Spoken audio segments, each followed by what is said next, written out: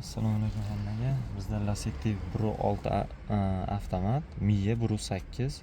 Unda bo'la turgan muammo paranadaga urganda daqqillar siltay turgan ekan.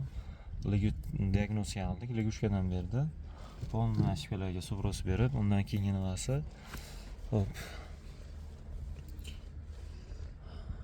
Programmasini ichdan qilib olganmiz. Ichdan qilib darabotka qildik.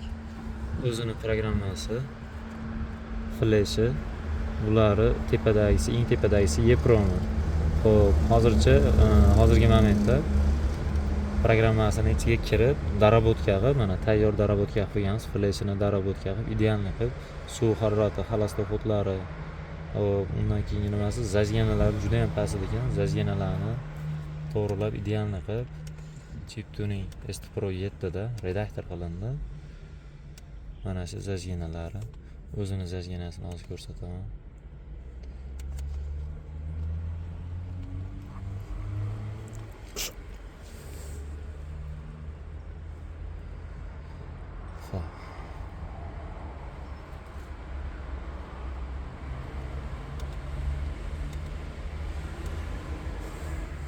O'zini zajganasi bunaqa edi.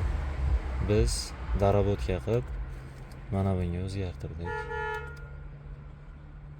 Chip tuningda idealni qilib terib, gazga benzinga 4 rejimni qilib, mana 91 akdan ham, 83 akdan ham benzinga javob beradi. 87 metanga javob beradi, 95 propanga javob beradi.